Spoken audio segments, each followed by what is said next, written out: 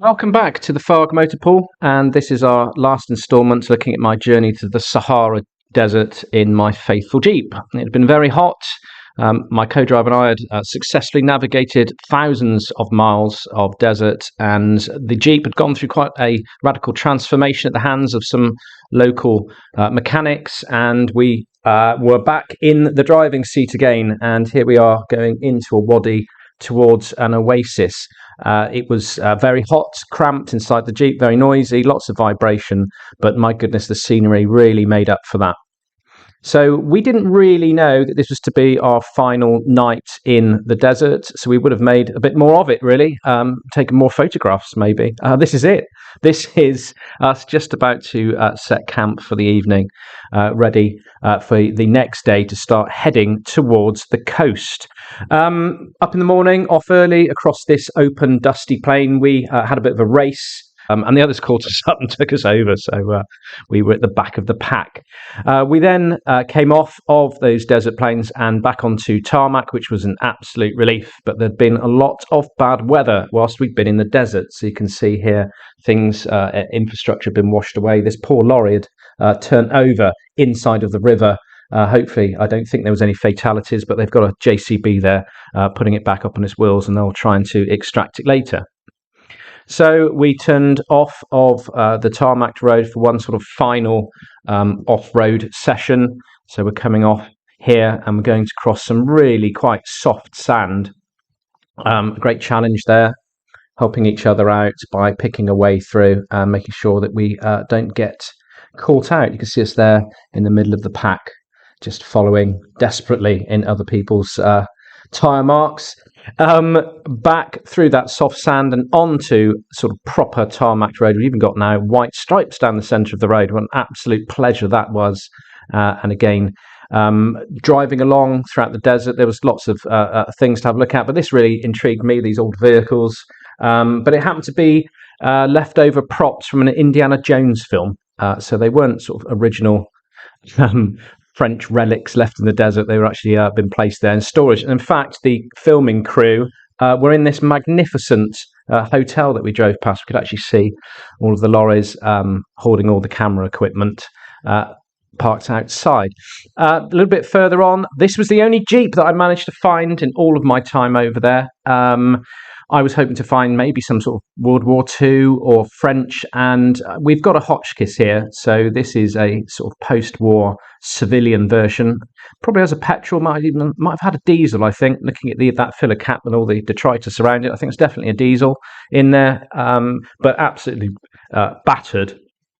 At last, coming out of the Sahara, we could see the sea, and here we are. This is the Atlantic, and we're now moving down, keeping the sea to our left as we're driving back up the coast to go, unfortunately, back to Spain and back to Blighty. I mean, this coastline is just unspoilt. There's no tourist areas or blocks of flats or anything. There's absolutely nothing. It's just miles and miles of Atlantic breaking on these wonderful soft sands. And there I am, enjoying the drive. Especially that cool breeze coming off the sea was like an absolute godsend in that hot box of a Hotchkiss. We did stop. There were sort of rudimentary sort of resorts being set up in and around, and we stopped here. This one wasn't actually finished, so we weren't able to really have any refreshments. We just took a break, and then it was back on the road. Now, driving along, we decided to come off and drive along this very, very long beach, but obviously we suffered slightly trying to get onto the beach. Sort of the hinterland was very, very soft, but eventually we had just mile upon mile of open, empty beach that we were just driving along at quite a fair lick to start with, but you really had to drive nearly in the water to get the hardest sand. If you sort of came up the beach slightly, as you can see here, there's a bit of video, it's getting really quite soft the further that you come in. Obviously, driving any old vehicle in the sea isn't the greatest, so I wasn't particularly happy. I mean, other people were quite happy to put their more modern cars through that salt water. I wasn't. I'm here complaining about how soft it is. If you actually stop moving, as I'm about to now, you can actually see the vehicle slowly start sinking. So the whole ethos here was to keep driving at all costs, he says, and just stopped. That wasn't great, was it? But we were okay. Other people weren't so okay. You can see here is a fellow traveller in his Land Rover 90. He's going up in the softish sand as well, but he's really enjoying it. But again, he came to a pause just to take some photographs, and that's when tragedy struck. The Jeep started to sink. The Land Rover started to sink, and the tide came in very, very quickly. You can see it here rushing in. Now, at the moment, we're all stood around thinking, oh, that's fun, taking photographs. But soon it became apparent that when the chap went back to his vehicle, he couldn't move it. He had now got so low into the sand that his axles were dragging. So there I am rolling up my sleeves, the bottom of my trousers, rushing in with a shovel, and we're going to try and winch him out. But unfortunately, we just didn't have the winching capability because we only had one vehicle with a working winch. So I'm out there helping now, trying to attach that winch cable at the front. But if you can see those breakers coming in, they're getting close now, and there's a bit of a panic on.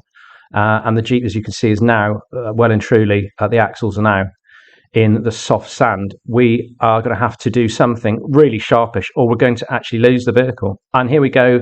The water's getting deeper. The breakers are coming in. I'm absolutely soaked, and the vehicle's just going deeper and deeper. We've got a real panic on now, and it was thought at one point we were going to lose the vehicle. See the breakers in the background, enormous. Just this storm had whipped up and suddenly was upon us. There we are, digging like Billy-O to try and get it out. This is not doing the vehicle any good, getting flooded in salt water. So eventually we were able to get it out, and that was by digging out all the sand in front of the tyres over and over and over again. And then I am looking very pleased about it with my shovel. Didn't get a picture of us getting the Jeep out, simply because everyone was so panicked. They wanted to try and help, and so all cameras went away, and everyone got in behind and pushed and dug and got the Land Rover out. My Jeep was still sat there, and that's my co-driver. He watched everything, but he didn't really want to get his feet wet, so there he is, relaxing, watching while the rest of us are running around in a complete panic. Right, so next, off we go. Trying to get off the beach. Goodness, that was good fun for quite a few miles, and then we had to go over the hinterland again, and this is the only time the poor Milu, the Jeep, actually got stuck. So we'd been driving for literally thousands of miles, and this is the only bit it got stuck on the beach, and we're meant to be not taking things seriously. I think it's just because we were towards the end and everyone's a bit gung-ho, went in a bit fast, and it was a bit soft, and there we go. So we're getting a tow out there. Sorry about the quality of the camera work. Unfortunately, we didn't have a stabilizer, and the camera wasn't great. We were running out of space on our SD cards. It was all just turning into a bit of a nightmare. But there we go, we're out, and that was the only time. Highly embarrassing. I didn't want to actually show you that bit of film. It was embarrassing, to say the least. But there we go, we were out, and now it was literally miles upon miles upon miles of just hard driving all the way up the coast. Milu is a slow piece of kit. That's the name of the Jeep. You can see we're sort of holding people up, going through some of the local towns on the coast. And we're sort of getting into civilization now, and it's really sad.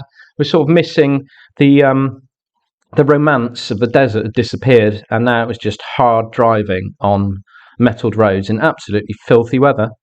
But the Jeep did well. And this is when we started to see what the other half lived like. And this is the urban dwellers. And you can see when you're getting into the towns such as Rabat, Casablanca, etc., it is quite a concrete jungle. Interesting picture of I think it's a recovery lorry, or it could be a concrete pumping lorry. Just wanted to snap that. But yeah, I mean, this was now just miles of this. Basically, not much sort of romance, not much to look at. It was just hard concrete blocks and locals milling about. There was a slight relief to all of it. We thought, I'd seen the film Casablanca, imagine that Casablanca itself would be quite a sort of romantic place, but no, it is sort of a lot more concrete tenement blocks. So really, that was the only picture of Casablanca, was the sign. And we see a chap there on some sort of stallion. I don't know if those people into horses can leave a comment. I think it is a thoroughbred of some sort. That's really nice to see. a thoroughbred because that's quite a symbol of Morocco. You can see us there driving along. You can see the bottoms of the doors. We were just absolutely soaked inside as well.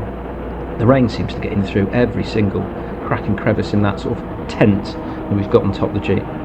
But fair speed. The rear axle was getting quite warm because we did stop, and I used to go in and feel it to keep an eye on it. So now what we've got here is a little bit of fun with my co-driver in a hotel. He's complaining he's got no money, so let's just listen. Because I'm out of money. I'm skinned. Skinned, The right word in English is skinned. Skinned. What are you having to eat? It's meat with pasta, and maybe I will be. So he's going to sell his body. I don't think he's going to get much for it.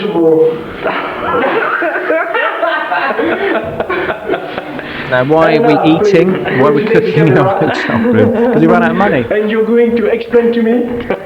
Let me show you here. We're starting with onions. Yeah. Yeah, and then we're going to cook these up. Cookery program for you. Tins over here. Yeah. And then we're going to have couscous from Spain. Yes. Because all the food here gives you the shit. then I'm going to have halal hot dogs. Yeah. And I'm going to follow it off with stale bread. Oh, we were quite proud there. We knocked up quite a feast for next to no money. Back on the road again the next morning. Our money was getting a bit tight now. We'd spent quite a lot, especially on fuel, because the little Jeep was very thirsty. So this is more like sort of the seaside, really. We're getting close to the border with the Spanish enclave, and it's all very civilized now. I mean, we really have left the desert behind us. Got quite excited. This is a Santander, which is sort of a Spanish-made version of the Land Rover. The only picture I could take, actually, of going across the border because they didn't want us filming anything. So it was sad goodbyes.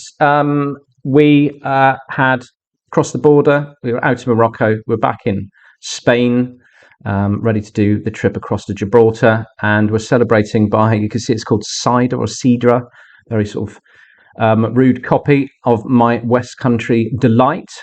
Back on the ferry, squeezing us in. My camera work just atrocious at this point, so my apologies. But it was sort of great to see other boats, civilization, other people, and we're all being crammed onto this boat, ready to make the quick crossing to Gibraltar. So there is our lead vehicle. We were tucked in second, and the little Jeeps benefited from getting a bit wet on the way back, washed it off, but here we are going back to Gibraltar, and look at the lovely weather. So well and truly Morocco, as I'm trying to look round now, is behind us. The good weather, the adventure, the friendships, the camaraderie, everything was behind us, and new adventures were ahead. There we go. There was that boat that I mentioned.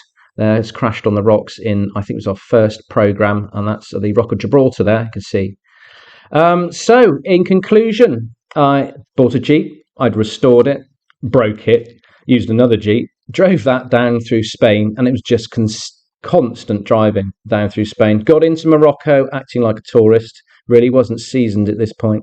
It broke again, so we've got my co-driver fixing there. We'd gone through some sort of outskirts of on the desert. There I am in the pre-Saharan plains. I'm getting tireder and hotter as these pictures go on to eventually. You can see us driving in the, what I would describe, the Sea of Dunes, and what an experience it was. So I'd reached my objective. I've got there, and then it was all downhill. Basically heat exhaustion, just because of the incessant heat that we were dealing with. It was just relentless. And quicksand. Strange, isn't it, to think they find that in the middle of the desert. That's me propped up. The Jeep didn't fare so well, so that had to be sort of totally the suspension rebuilt on it. And who can forget the smoking tortoise? Now we're in Spain proper, so we've landed, and it was terrible weather, very cold. So we're trying to keep our food and everything warm on the bonnet of the Jeep. So the engine's actually running there, trying to produce some heat. And there's a little tent behind that we're about to both of us cram into. Now, Getting into that tent was quite small. We were sort of very close to each other, and I needed to use the bathroom. And I did not want to get out of that sleeping bag because it was so cold. So I bought one of these miraculous packets that you urinate into, and the crystals capture the urine and turn it into a solid. But unfortunately, I misdirected and missed the bag completely in the dark, and managed to fill my sleeping bag and all of the tent with my stale urine. So I'm stood there. We managed to find a bar. I'm trying to dry my trousers out. But my co-driver I dropped off. I met with my partner, and she was excited to see the things I brought back. None of them were really very Moroccan. I think it was just some nuts I bought from a supermarket. And then all the way back to the UK, and there I am, looking very pleased with myself, back in the UK after quite a hard journey. And I think this final photograph sums up how I felt when I've got back, which was exhausted. The Jeep was still around.